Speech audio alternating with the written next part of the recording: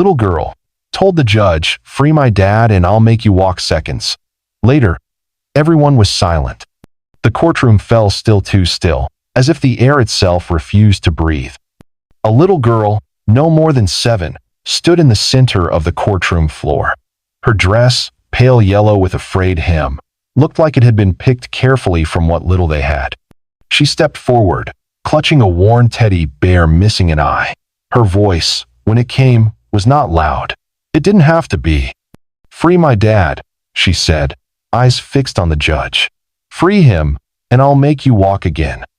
A beat of silence. A judge in a wheelchair blinked slowly, as if he'd misheard. Then, gasps quick, sharp breath sucked into lungs that forgot decorum. A bailiff's pin dropped. A man in the gallery whispered a curse.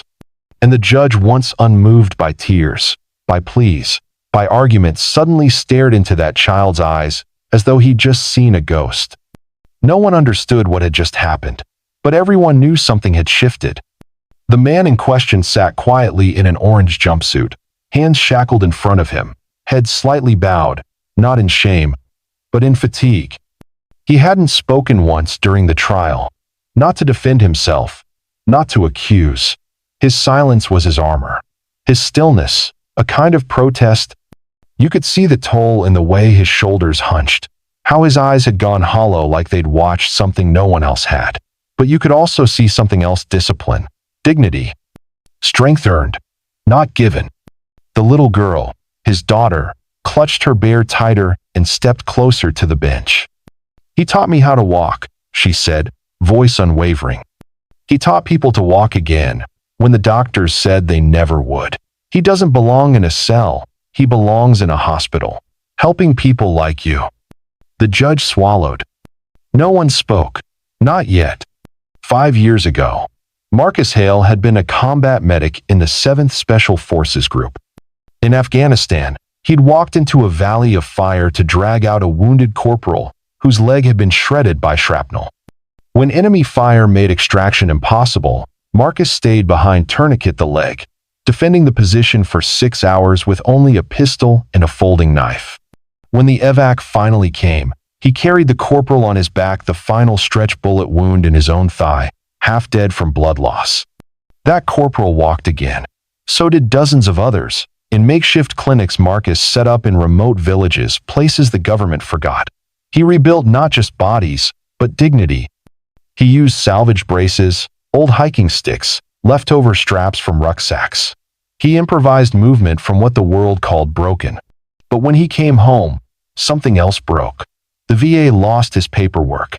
His license to practice therapy never arrived. The Army honorably discharged him with a silver star and a mountain of silence. So Marcus did what he knew: he kept healing. Privately, illegally, quietly. Until one day, a federal agent caught him fitting a custom leg brace to a paralyzed boy behind a church. Now, the court called it unauthorized medical practice. The prosecution called it reckless endangerment. But the people, those who knew, called it something else: mercy. Yet they didn't fill the courtroom. They weren't allowed. Just a few reporters, a judge paralyzed from a spinal injury, and a small, silent crowd. The prosecutor, a man in a slick navy suit and polished tongue, had painted Marcus as a dangerous vigilante. "He is not licensed," the man said. "He is not a physical therapist. He is not a doctor. He could have made mistakes that cripple people for life." And Marcus did not flinch. Not when they replayed security footage of him working on a boy's leg. Not when they showed pictures of his garage, filled with braces, harnesses, tools. And not even when the judge declared, "One more unauthorized procedure, Mr. Hale, and you will face the maximum sentence." Then came the girl, the only voice he'd never disobey. His daughter. The court didn't expect her. No one had told her to speak. No one had coached her. She had simply stood, walked past the gallery, and stepped into history. "My name is Eden Hale," she said, "and I know what my dad did." She told them how she'd seen her father build braces for a homeless man who crawled, how he taught a war widow to hold a spoon again, how he refused to accept money from the families he helped. She told them how he used his own pain pills for others. Then, she paused, held up her teddy bear. This bear had a broken leg, she said. So my dad fixed it with tape and love. He fixed me, too. The judge looked down, but Eden wasn't done. You can keep him locked up, she said, but that won't change who he is. He heals people.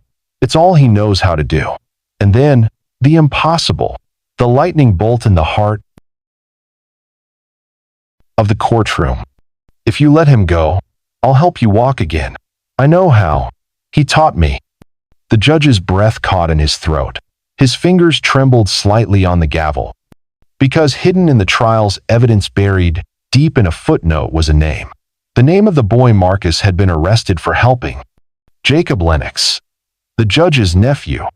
The boy who had once been told he'd never stand again, but now played soccer. The judge had dismissed it as a coincidence. Until now. Until this moment. He looked again at the man in orange. Silent. Still. Not begging. Not defending. Just waiting. Mr. Hale, the judge said at last, his voice low, slow, heavy with realization. Do you deny helping Jacob Lennox? Marcus finally lifted his eyes. They were clear, quiet. No, Your Honor. Did you receive payment? No, sir. Why did you help him? Marcus answered without pause. Because I knew how, and he needed someone. The courtroom exhaled. Silence again. Then, the judge closed the folder. The judge turned to the courtroom. There are men who break rules for power, and there are men who break rules to mend what others left broken. He looked at Eden, then Marcus. Justice is not law without heart. It is law with humanity. He tapped the gavel once. Case dismissed. Mr. Hale is free. A gasp rippled through the gallery, but Marcus didn't move. Not yet. Eden stepped forward, took his hand, and whispered, just loud enough. I told you, Daddy. Love walks. Marcus stood, slowly, shackles removed. The bailiff, a former Marine, snapped to attention. No words, just a nod, a salute with the eyes. From the back of the courtroom, an elderly man rose, one of Marcus's old patients. Then another.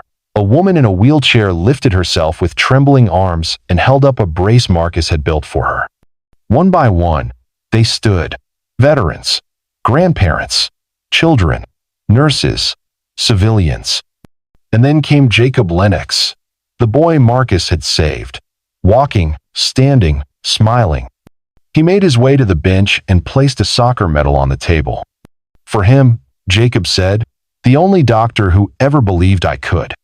Tears welled in the judge's eyes. He pushed his wheelchair back slightly and whispered to himself, maybe she can help me walk again. Sometimes, the world calls you illegal when you do what it cannot understand.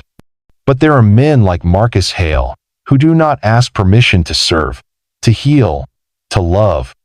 Men who walk through fire for strangers. Men whose silence is louder than any defense. And sometimes, it takes a child to remind us. Silent strength is still strength. Justice without heart is just punishment. And love always finds a way to walk. If this story moved you, tell us where you're watching from in the comments. Have you ever seen silent strength like Marcus's? Or a moment where justice rose, quiet but unstoppable? Subscribe for more stories that honor the heroes who speak with actions, not words. Because the world needs more reminders that real power doesn't shout, it stands.